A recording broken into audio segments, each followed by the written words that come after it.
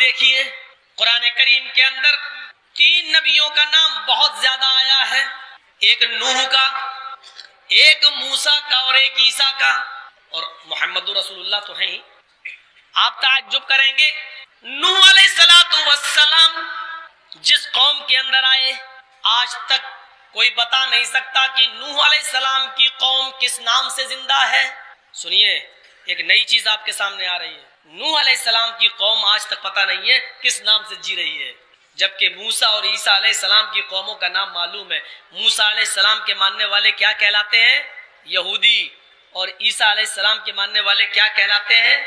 عیسائی، اور محمد رسول اللہ کے ماننے والے کیا کہلاتے ہیں؟ مسلمان۔ لیکن نوح کے ماننے والے نہیں معلوم، کسی کو معلوم ہے؟ موسیٰ کے ماننے والے یہودی، عیسیٰ کے ماننے والے عیسائی، محمد رسول اللہ کے ماننے والے مسلم، لیکن نوح کے ماننے والے کون ہیں ہمیں نہیں معلوم۔ آئیے اس کو الٹا سنتے ہیں، عیسائیوں کا نبی عیسیٰ، یہودیوں میں کون آیا؟ موسیٰ۔ مسلمان کس کو مانتے ہیں؟ محمد رسول اللہ۔ لیکن دنیا کی کوئی قوم ایسی کہاں ہے جو نوح کو مانتی ہے؟ اب دیکھیے، اللہ نے 4 نبیوں کا نام بہت زیادہ ذکر کیا، نوح، موسیٰ، عیسیٰ اور محمد صلی اللہ علیہ وسلم۔ ہمیں 3 لوگوں کی قوموں کا نام معلوم ہے، موسیٰ کی قوم یہودی، عیسیٰ کی قوم عیسائی، محمد رسول اللہ کی قوم مسلم، لیکن نوح علیہ السلام کی قوم ہمیں نہیں معلوم۔ اچھا، اب دیکھیے موسیٰ علیہ السلام پر کون سی کتاب اتری؟ تورات۔ عیسیٰ علیہ السلام پر کون سی کتاب اتری؟ انجیل۔ محمد رسول اللہ پر کون سی کتاب اتری؟ قرآن۔ لیکن نوح علیہ السلام پر کون سی کتاب اتری؟ بخاری شریف کی ایک حدیث۔ اچھا، کرشنا مینن انگلینڈ کی آکسفورڈ یونیورسٹی میں بیٹھا ہوا ہے، اسی انڈیا کا رہنے والا ہے۔ سنیے، کرشنا مینن کی حیرت کی انتہا نہیں رہی۔ آکسفورڈ یونیورسٹی کے اندر اس کا ایک دوست عیسائی ہے، ایک دوست اس کا مسلمان ہے، ایک دوست اس کا یہودی بھی ہے۔ ہوتے ہیں، دنیا کے لڑکے پڑھ رہے ہیں، سب سے دوستی ہے۔ چاروں لوگ ایک ٹیبل پہ بیٹھے ہیں اور کھانا کھا رہے ہیں، ایک یہودی، ایک عیسائی، ایک مسلمان اور ایک کرشنا مینن ہندو۔ یہ چاروں لوگ ٹیبل پہ بیٹھ کے کھانا کھا رہے ہیں اور ساتھ میں ذکر چل گیا۔ ایک مسلمان کہنے لگا، آئے کرشنا، میں مسلمان ہوں، یہ یہودی ہے، یہ عیسائی ہو، تم ہندو ہو، ہم لوگ الگ الگ دھرم کے ماننے والے ہیں، لیکن آپس میں بھائی بھائی بن کر رہتے ہیں۔ لیکن آج ہم لوگ کچھ علمی بات کرنا چاہتے ہیں، ایک عقل کی بات کرنا چاہتے ہیں۔ کہا کیا ہے؟ یہ میرا بھائی ہے عیسائی، میں اس سے پوچھتا ہوں کہ تم کون ہو، وہ کہتا ہے عیسائی۔ میں پوچھتا ہوں کہ تمہارے پاس کون نبی آئے، وہ کہتا ہے عیسیٰ علیہ السلام۔ میں اس سے پوچھتا ہوں کہ عیسیٰ علیہ السلام کو کون سی کتاب دے کر بھیجا گیا تھا، تو یہ کہتا ہے عیسیٰ۔ کیا کہتا ہے عیسائی؟ بائبل، انجیل دے کر بھیجا گیا تھا۔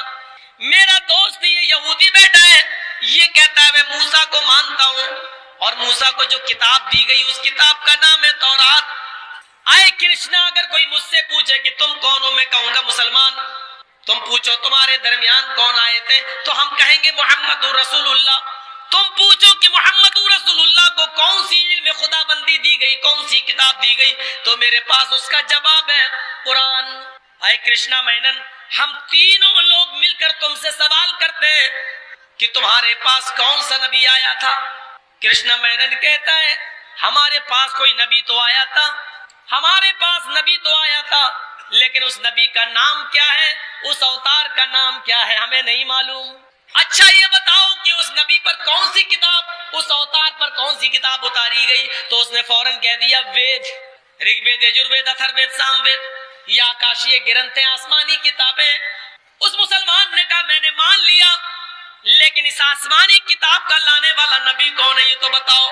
ہم آسمانی کتاب مانتے قرآن، لانے والے محمد۔ یہ آسمانی کتاب مانتا ہے انجیل، لانے والے عیسیٰ۔ یہ آسمانی کتاب مانتا ہے تورات، اس کو لانے والے موسیٰ۔ تم آسمانی کتاب مانتے ہو ویدوں کو، لیکن لانے والا نبی، اوتار، رشی، منی، پیغمبر کون ہے تمہیں نہیں معلوم؟ کہتا نہیں، یہ تو سچ ہے کہ آسمانی کتاب ہے، لیکن لایا کون تھا یہ مجھے نہیں معلوم۔ غور کرو، جو قوم اپنی کتاب، آسمانی کتاب अपने हिसाब से वेद आसमानी किताब मानते हो, लेकिन उन्होंने किताब लाने वाले नबी को भुला दिया हो तो किताब के साथ क्या किया होगा?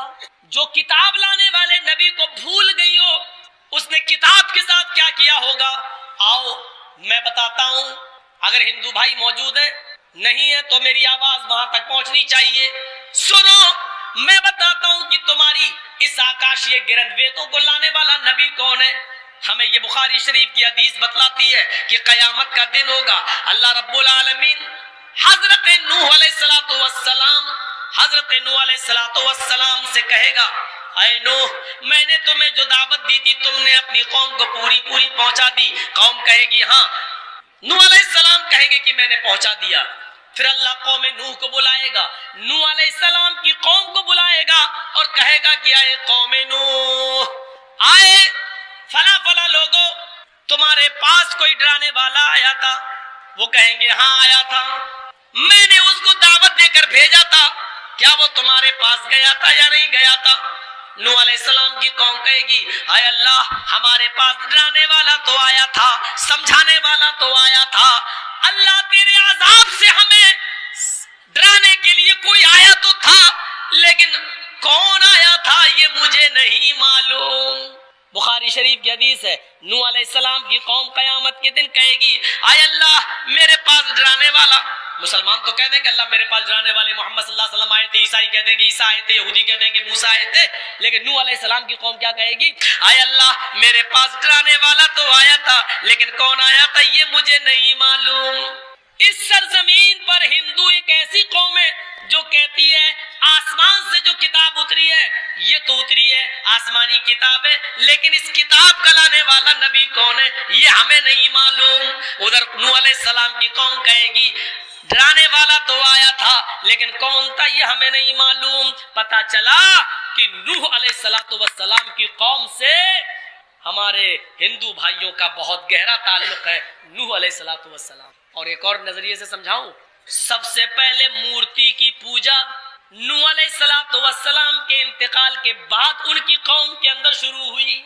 नूह अलैहिस्सलाम के इंतकाल के बाद कौम नूह में मूर्ति की पूजा सबसे पहले शुरू हुई। वद, सुआ, यगूस, यऊक, नस्र, ये 5 बहुत बड़े बुजुर्ग थे नूह अलैहिस्सलाम की कौम के अंदर।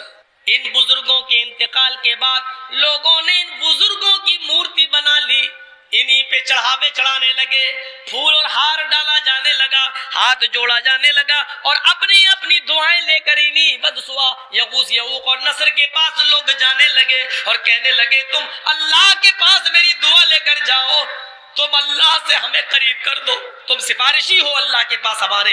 ये नूह अलैहिस्सलाम के इंतकाल के बाद कौम नूह में मूर्ति और बुतों की पूजा सबसे पहले शुरू हुई, और ये मूर्ति पूजा उसी जमाने से अब तक चली आ रही है। और हिंदू धर्म का एक बड़ा तबका आज भी मूर्ति को पूजता है, और हिंदुओं में सबसे बड़े नबी या किसी को माना जाता होता तो मनु को माना जाता है, और मनु के नाम पर पूरा एक शास्त्र लिख दिया गया है जिसका नाम है मनु स्मृति, जिसको हम शॉर्टकट में पढ़ते हैं मनुस्मृति। मनु जो कानून बनाया था मनु ने, उस कानून का नाम है मनुस्मृति। चोर का हाथ काटा जाए कि नहीं, उसी में तो लिखा है ना मनुस्मृति में। ब्रह्मा जी ने अपने पैर अपने जो है सर से ब्राह्मण को पैदा किया, हाथों से छत्री को पैदा किया, रान से वेश को पैदा किया, और पैरों से शूद्र को पैदा किया। ब्रह्मा जी के पैरों से शूद्र पैदा हुए, लिहाजा ये नीची कौम है, और ये ऊंच नीच जो आई है वो मनुस्मृति के बाद आई है, जिस मनुस्मृति को पढ़ने के बाद डॉक्टर भीमराव अंबेडकर ने हिंदू धर्म छोड़ दिया था और इस्लाम कबूल कर लिया था, लेकिन महात्मा गांधी ने उसमें अठेन डाल दी। गांधी जी ने कहा कौन सा इस्लाम? हनफी, शाफी, मालिकी, हम्बली, बरेलवी, शिया, सुन्नी, कादरी, चिश्ती, रिजवी है। क्या कह रहा कि हाँ, बोले कुरान और हदीस पढ़ा तो मेरा समझ में आ गया इस्लाम क्या है, अब इनमें कौन अच्छा है कौन सही है इसको पढ़ने में तो मेरी पूरी जिंदगी गुजर जाएगी। 2-2 साल भी पढ़ेंगे हर एक को तो 72 फिरके हैं, 72 दूनी आप कर दीजिए, 70 दूनी 140 और 2 दूनी 4, 144। 144 साल कहाँ से लाएं? अगर 2-2 साल भी एक के बारे में पढ़ेंगे तो 144 साल आज से चाहिए, तब तक तो हमारी राम राम सत्य हो जाएगी, हम तो मर जाएंगे। राइट हैंड में, सीधे हाथ में हम तो तहज्जुद पढ़ते थे, नमाजें पढ़ते थे, रोजे रखते थे। फरिश्ता जब नामे अमाल बांटते हुए मौलवी जर्जीस के पास आएगा या हम जैसे दूसरे मौलवियों के पास से गुजरेगा, और जैसी हम जैसे लोग दाहिना हाथ बढ़ाएंगे, फरिश्ता खींच लेगा अपना अमाल नामा, कहेगा उल्टा हाथ बढ़ाओ। हैं? क्यों? मैं नहीं जानता। हमारे रब ने तुम्हारे उल्टे हाथ में नामे अमाल देने के लिए कहा है। मजबूर हो जाएंगे ये नमाजी, ये तहज्जुद गुजार मजबूर हो जाएंगे, अपना उल्टा हाथ बढ़ाएंगे और उनके हाथ में उनको उनका नामे अमाल दे दिया जाएगा। जब उनको उनके उल्टे हाथ में नामे अमाल मिलेगा तो वो पलटेंगे, ये बुराई, ये बुराई, ये बुराई, ये बुराई, एक एक वर्ग पढ़ेंगे, गुनाह ही गुनाह लिखे हैं। एक भी नमाज नहीं लिखी, एक भी रोजा नहीं लिखा, एक भी ज़कात नहीं लिखी, एक भी फर्ज इबादत, एक भी रोजा, कुछ नहीं। वो एक एक पन्ना उलटते जाएंगे, पढ़ते जाएंगे, देखते जाएंगे, सब गुनाह से भरा पड़ा है। जब पूरी किताब पढ़ लेंगे, पूरा नामे अमाल पढ़ लेंगे, अपनी किताब बंद करके चीख बैठे पढ़ेंगे, अपने नजरों को आसमान पे डालेंगे, अल्लाह को पुकार कर बोलेंगे आईना हसनाती या रब्बल आलमीन। अल्लाह इसमें गुनाह ही गुनाह लिखे हैं, इसमें बुराइयां ही बुराइयां लिखी हैं। अल्लाह मेरी नमाजें कहाँ चली गई, अल्लाह मेरे रोजे कहाँ चले गए, अल्लाह मेरी तहज्जुद कहाँ चली गई, अल्लाह मेरी इबादतें कहाँ चली गई, मैंने गरीब को खाना खिलाया था वो नेकी कहाँ चली गई, अल्लाह मैंने अंधे को वुजू के लिए पानी भर कर दिया था वो नेकी कहाँ चली गई, अल्लाह मैंने जनाजे में मिट्टी दी थी, हमने नमाज़े जनाजा पढ़ी वो नेकी कहाँ चली गई, अल्लाह मैंने बीमार की आयादत की थी वो नेकी कहाँ चली गई, अल्लाह मैं तो रोजाना तहज्जुद पढ़ा करता था वो नेकी, वो नमाज़ें मेरी कहाँ चली गई।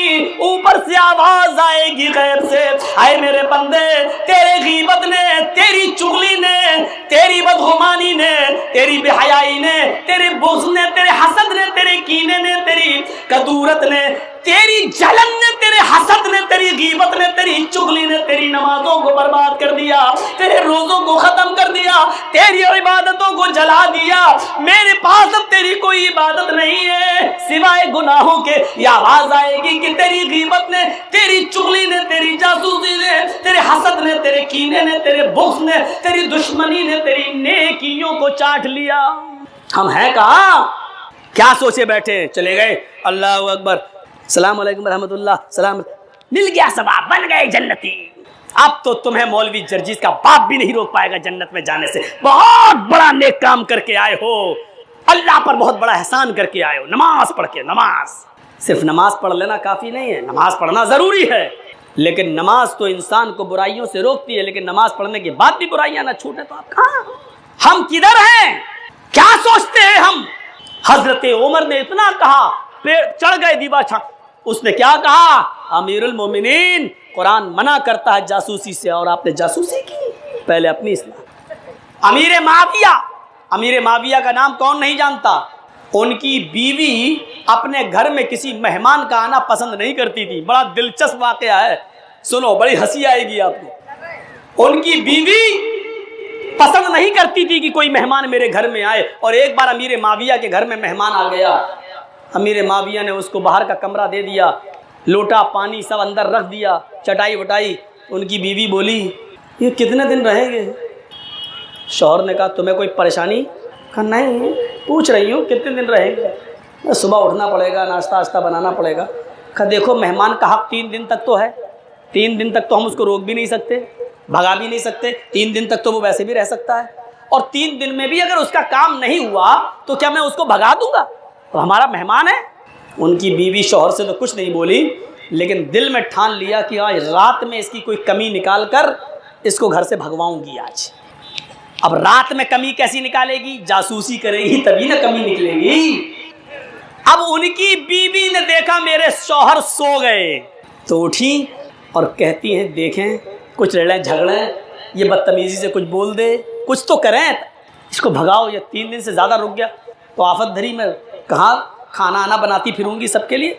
तो जैसी दरवाजे तक गई तो आवाज़ आने लगी, हैं कान लगाया दरवाजे पर, तो वो घर में जो मेहमान था वो बड़ा बेहुदा गाना गा रहा था। گندا گانا. اس زمانے میں جو عشقیہ گانے چلتے تھے وہ گانا گا رہا ہے. آج کل جیسے گانے چلتے ہیں نا, اس زمانے کے گانے آج کے بھی زمانے سے برے تھے. آج تو پھر بھی تہذیب ہے, میری آنکھیں جھکی جھکی اور کیا کیا چلتا ہے آج کل. گندے بھی چلتے ہیں بےہودہ. وہ بڑے گندے گانا گا رہا تھا. امیر معاویہ کی بیوی نے سنا, کہتی مل گیا پوائنٹ, دیکھو کیسے گندے گانے گا رہا ہے. بھاگی جلدی سے اپنے شوہر کو اٹھایا, اٹھو اٹھو اٹھو. وہ اڑے ہوں, کیا ہے, کیا ہے, ادھر آؤ ادھر آؤ, کیا, چلو تو چلو چلو, کیا ہے, کان لگاؤ. بھی چونک گئے, ارے یہ تو بڑا گندا گانا گا. اب انہوں نے چلایا نہیں اس کے اوپر, مہمان کے اوپر, اپنی بیوی کو پکڑا, ادھر آ ادھر آ, لیٹ ادھر, چل بستر پہ لائے, لیٹ. اس کو نہیں بگائیں گے, کہا نہیں, کتنا گندا گانا گا رہا ہے. تو تمہارا کیا جا رہا ہے. ارے ایسے مہمان کو گھر میں رکھے, تجھے نکال دوں گا, مہمان کو نہیں. مجھے کیوں نکالیں گے, یہ بتا کہ جب میں نے اس کا کمرہ الگ کر دیا, اس کا لوٹا الگ کر دیا, اس کا چٹائی الگ کر دی, جب میں نے اس کے رہنے کے لیے سارا سسٹم الگ کر دیا, تو تو نے اس کے کمرے کی جاسوسی کیوں کی؟ تجھے نہیں معلوم؟ قرآن کہتا ہے وَلَا تَجَسَّسُوا, کسی کی جاسوسی نہ کرو. ساری غلطی تیری ہے. میری کہاں, چل لیٹ. ٹھیک ہے میں لیٹ رہی ہوں, لیکن غلطی میری کہاں, تیری غلطی, اس کی نہیں ہے. کہا نہیں, چل سو جا. سو گئی, ہاں ٹھیک ہے. تو اب بیوی کا موڈ تو خراب ہے, شوہر ڈانٹ دے تو بیوی کا موڈ خراب ہو جاتا ہے. اب نیند بھی نہیں آ رہی ہے جلدی, ڈانٹا کیسے. اور امیر معاویہ سوچ رہے ہیں یہ سو جائے تب میں سمجھانے جاؤں اپنے مہمان کو کہ دیکھو یہ اچھی بات نہیں ہے. اس کے سامنے سمجھاؤں تو مہمان بیچارہ سمجھے گا میری انسلٹ کر رہے ہیں یہ دیکھو, تو اکیلے میں سمجھاؤں. اب یہ دیر میں سو رہی, بہرحال اس کو نیند آ گئی دیر میں, اور بار بار جھانک کے دیکھ رہے ہیں سوئی کہ نہیں سوئی.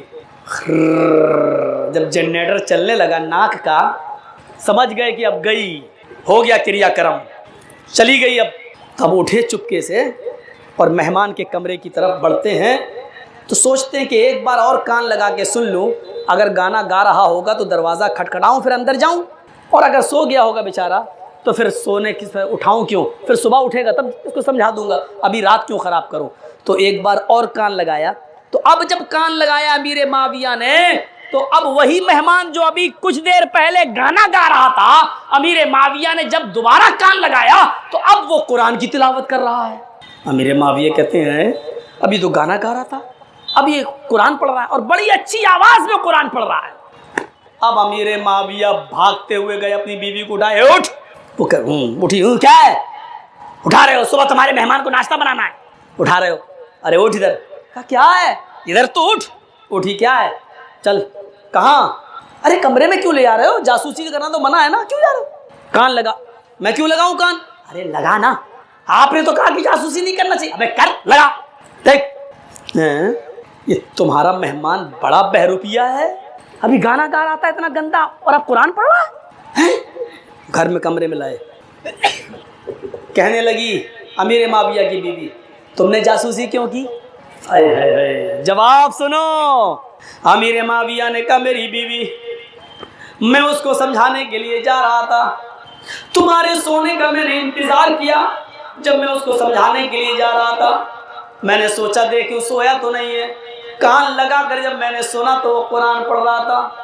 میں نے سوچا کہ تمہیں بھی سنا دوں, تمہیں بھی بتا دوں. میری بیوی دیکھو, ایک آدمی ہر حال میں ایک سا نہیں ہوتا ہے, بدلتی رہتی ہیں اس کی کنڈیشنیں. بیوی نے کہا کچھ بھی ہو, جاسوسی اگر میں نے کی ہے تو جاسوسی آپ نے بھی کی ہے, کان لگا کر میں نے اگر سنا ہے تو کان لگا کرنے کی جرم آپ نے بھی کیا ہے. امیر معاویہ کا جواب سنو نوجوانوں. امیر معاویہ نے کہا میری بیوی, ایک غلطی تم نے کی, ایک غلطی میں نے بھی کی, جاسوسی تم نے بھی کی, جاسوسی میں نے بھی کی, ایک حرام کام تم نے بھی کیا, ایک حرام کام میں نے بھی کیا, لیکن اے میری بیوی ہم تم دونوں برابر نہیں ہیں.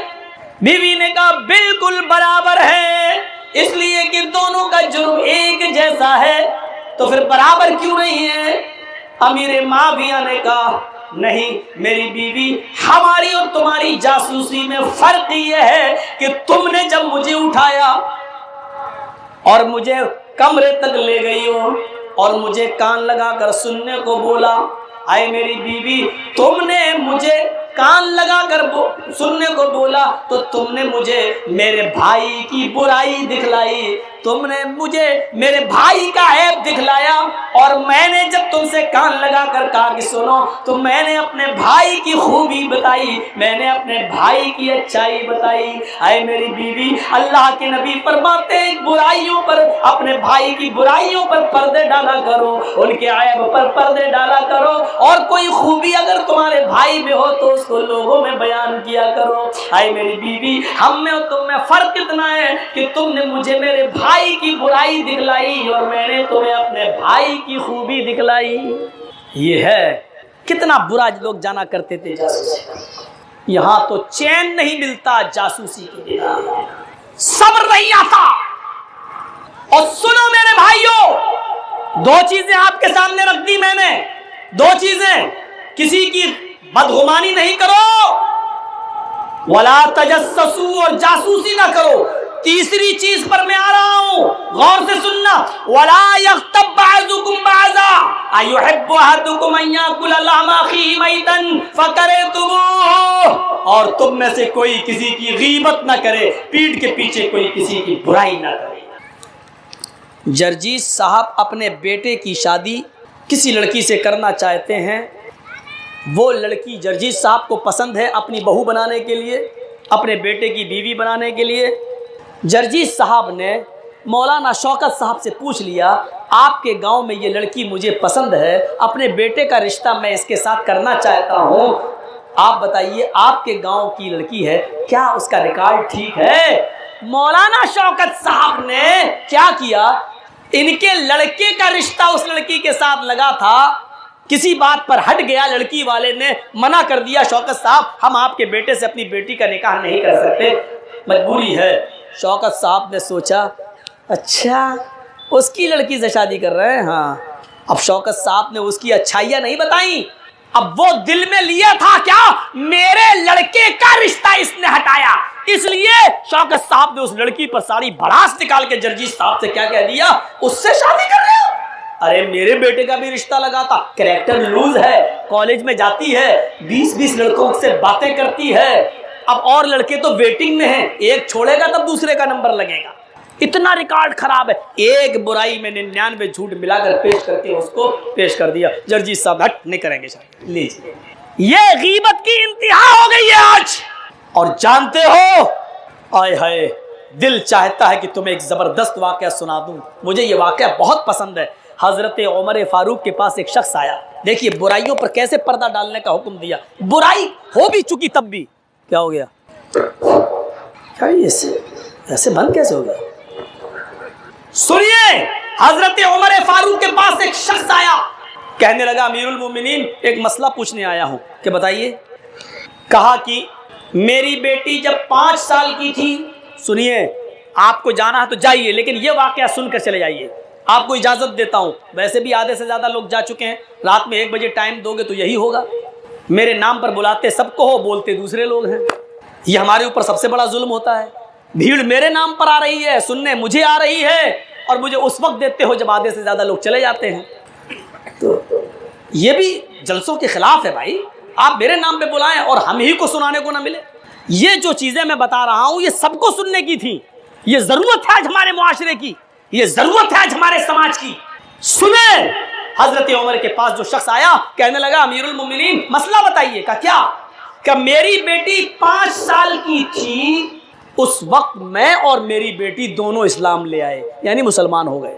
حضرت عمر نے کہا ماشاءاللہ، اللہ برکت دے، آپ دونوں کے اسلام میں۔ کہا امیر المومنین اب میری بیٹی کی عمر 22 سال ہو چکی۔ اچھا، 5 سال کی عمر میں میری بیٹی اسلام لائی اور اب اس کی عمر 22 سال ہو چکی، اتنے دن کا زمانہ، اتنے سال کا زمانہ اس نے میرے ساتھ گزارا، لیکن مسئلہ پوچھنے یہ آیا ہوں کہ میری بیٹی سے اب 22 سال کی اب ہوئی، لیکن 2 سال پہلے، یعنی جب اس کی عمر 20 سال کی ہو گئی تھی، 2 سال پہلے میری بیٹی سے ایک جرم کا صدور ہو گیا، ایک جرم کی مرتکب ہو گئی، اور وہ جرم یہ تھا امیر المومنین وہ اپنی جوانی کو کنٹرول نہ کر سکی اور وہ ایک لڑکے کے ساتھ زنا کر بیٹھی۔ امیر المومنین نے آنکھیں بند کی. اف اچھا. پھر کہا امیر المومنین زنا تو اس نے کر لیا، لیکن زنا کے بعد جب اس کی جوانی کا جنون ٹھنڈا ہوا تو اس کو پچھتاوا ہوا کہ میں نے یہ بہت غلط قدم اٹھا لیا. امیر المومنین میں مسجد میں نماز پڑھنے کے بعد گھر کے اندر گیا تو میں نے دیکھا کہ میری بیٹی کچن کے اندر ہے اور اس نے چھری اپنے ہاتھ میں لے رکھی ہے. وہ اپنے پیر پہ مار رہی تھی، اس نے اپنی ران پر بھی چھری ماری، اس نے اپنے ہاتھ پر بھی چھری ماری، اس نے اپنے اس سینے پر بھی چھری ماری، اس نے اپنے دوسرے سینے پر بھی چھری ماری. اتنے حصوں پر وہ چھری مار چکی تھی. پھر اس نے لاسٹ میں اپنے گلے پر چھری رکھ دی. اسی بیچ میں کچن میں گھس کر میں نے اپنی بیٹی کا ہاتھ پکڑ کر سب سے پہلے چھری اس کے ہاتھ سے چھین کر پھینکی اور میں نے اس کو گلے پر چھری نہیں چلنے دی. امیر المومنین میں نے اپنی بیٹی سے پوچھا کہ میری بیٹی تم جانتی نہیں ہو خودکشی کرنا حرام ہے؟ کہنے لگی ابو مجھے معلوم ہے، لیکن مجھے ابھی زندگی اچھی نہیں لگ رہی ہے، میں چاہتی ہوں کہ میں مر جاؤں. کہا بیٹی تم جس حال میں مرنے کی کوشش کر رہی ہو تمہیں معلوم نہیں کہ اللہ کے نبی نے فرمایا جو آگ میں جل کر اپنے آپ کو ختم کرے گا قیامت کے دن جہنم میں وہ آگ میں ہی جلتا رہے گا. جو زہر کھا کر جس نے اپنے آپ کو مارا وہ جہنم میں زہر ہی کھاتا رہے گا. جس نے چھری مار کر اپنے آپ کو ہلاک کیا وہ قیامت کے دن جہنم میں اپنے آپ کو چھری مارتا رہے گا. جو اونچائی سے چھت سے گر کر اس نے اپنے آپ کو گرایا اور مار دیا وہ قیامت جہنم میں آگ کے پہاڑ سے گرایا جائے گا. میری بیٹی تم چھری مار کر اپنے آپ کو مار رہی ہو، جہنم میں بھی چھریوں کا عذاب تمہیں دیا جائے گا. کہا ابو میں کیا کروں، میرے لیے زندگی تنگ پڑ رہی ہے. کہا کیا ہوا؟ کہا ابو یہ بتانے والی چیز نہیں ہے، میری بیٹی بتاؤ تو صحیح میں تمہارا باپ ہوں. کہا میرے ابو میرے لیے کوئی راستہ نکالیے، مجھے یہ زندگی اچھی نہیں لگ رہی ہے. اے ابو جان مجھ سے زنا کا صدور ہو گیا ہے، میں زنا کی مرتکب ہو گئی ہوں، میں زنا کر بیٹھی ہوں. باپ نے زنا کا لفظ سنا، آنکھوں میں آنسو آ گئے، لیکن بیٹی کو اب ڈانٹ نہیں سکتے تھے. ویسے ہی وہ مرنے کے لیے تیار ہے تو ڈانٹنے کا نتیجہ کچھ اور نکلے گا. میری بیٹی کوئی فائدہ نہیں اپنے آپ کو مارنے سے. آئے میری بیٹی گناہ ہو گیا ہے، اب اس کا ایک ہی علاج ہے کہ تو اپنے ہاتھوں کو اپنے دامن کو اپنے رب کے سامنے پھیلا لے، گڑ گڑا کر معافی مانگ، گڑ گڑا کر توبہ کر. آئے میری بیٹی تو اپنے آپ کو سنبھال. امیر المومنین اس دن سے لے کر آج تک 2 سالیں ہو چکی ہیں. میری بیٹی مصلی اور جائے نماز اور دعا اس کے علاوہ کوئی چیز نہیں جانتی ہے. کھانا کھاتی ہے پھر مصلی پہ آ جاتی ہے، کبھی قرآن پڑھتی ہے کبھی نماز پڑھتی ہے، نفلی روزے رکھتی ہے اور بار بار ہاتھ اٹھا کر توبہ کرتی ہے، روتی ہے، گڑ گڑاتی ہے. اس کے آنکھوں سے گرنے والے آنسوؤں نے اس کی چٹائی کو بھگو دیا ہے. زمین میں گڈھے پڑ گئے ہیں اور ان گڈھوں میں اس کے آنسو بھر جاتے ہیں. امیر المومنین اس کی آنکھوں سے اب تک جتنے آنسو گرے مجھے اپنے رب کی ذات سے امید ہے کہ اللہ نے اس کے گناہ کو ضرور معاف کر دیا ہوگا، اس کے آنسوؤں سے اس کے گناہ کو دھل دیا ہوگا. حضرت عمر نے کہا میرے پاس کس لیے آئے ہو؟ کہا میں صرف یہ پوچھنے آیا ہوں کہ میری بیٹی کا رشتہ آ رہا ہے. 2 سال زنا کے گزر چکے ہیں. میری بیٹی کو نماز پڑھتے ہوئے عبادت کرتے ہوئے جن عورتوں نے دیکھا انہوں نے اپنے گھر میں اس کا ذکر کیا. وہ بڑی پارسا اور نیک لڑکی سمجھتی ہیں. ایک لڑکے کا پیغام آیا میرے گھر، وہ بڑا دیندار ہے، بڑا نیک ہے. وہ کہتا ہے کہ ہم آپ کی دیندار اور نیک لڑکی سے شادی کرنا چاہتے ہیں.